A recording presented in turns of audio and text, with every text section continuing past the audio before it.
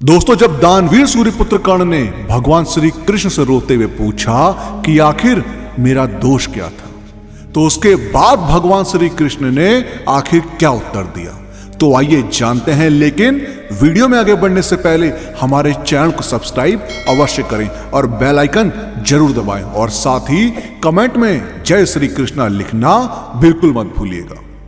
दोस्तों, दानवीर सूर्यपुत्र कर्ण महाभारत का एक ऐसा वीर योद्धा जिसकी गाथाएं आज तक प्रसिद्ध हैं। तो आइए जानते हैं अब उस क्षण के बारे में जब भगवान श्री कृष्ण और कर्ण के बीच संवाद हो रहा था। अब ऐसे में सूर्यपुत्र कर्ण ने कृष्ण जी से पूछा, वासुदेव, मेरा जन्म होते ही मेरी मां ने मुझे त्याग दिया, क्या अवैध संतान होना मेरा दोष था?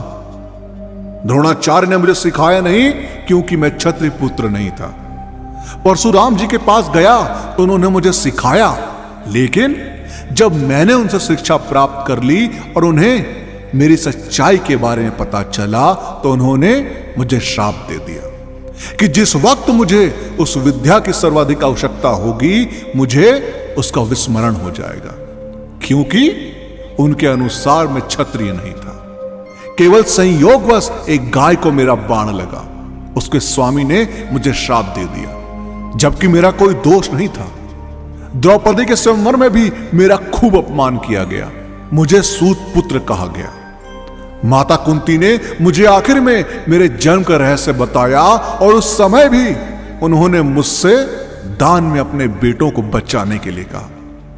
जो कुछ भी मुझे प्राप्त हुआ वो मुझे दुर्योधन से ही प्राप्त हुआ, तो अगर मैं उसकी तरफ से लड़ा तो मैं गलत कहां हूं वासुदेव? अब ऐसे में भगवान श्री कृष्ण ने उत्तर दिया, हे राधे, मेरा जन्म कारागार में हुआ। जन्म से पहले ही मृत्यु मेरी प्रतीक्षा में घात लगाए बैठी थी। जिस रात मेरा जन्म हुआ उसी रात मैं माता पिता से दूर कर दिया गया। मेरे मामा कंस मुझे मारना चाहते थे।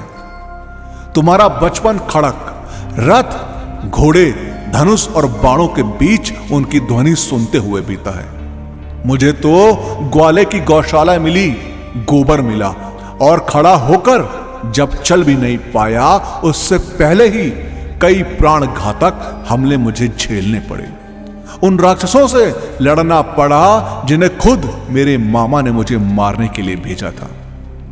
कोई सेना नहीं, कोई शिक्षा नहीं, लोगों से ताने ही मिले कि उनकी समस्याओं का कारण मैं हूं। तुम्हारे गुरु जब तुम्हारे शौर्य की तारीफ कर रहे थे, मुझे उस उम्र में कोई शिक्षा नहीं मिली। जब मैं 16 वर्ष का हुआ तब कहीं जाकर ऋषि शांतिपन के गुरुकुल में पहुंचा।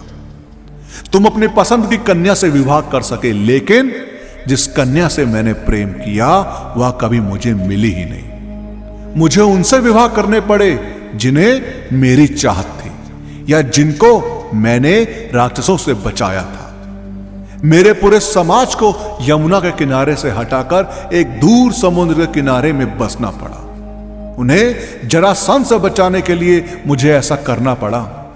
रण से पलायन करने के कारण मुझे रण छोड़ भी कहा गया। अगर दुर्योधन युद्ध जीतता भी है तो तुम्हें बहुत श्रेय मिलेगा राधे, लेकिन अगर धर्मराज युधिष्ठिर जीते तो मुझे क्या मिलेगा?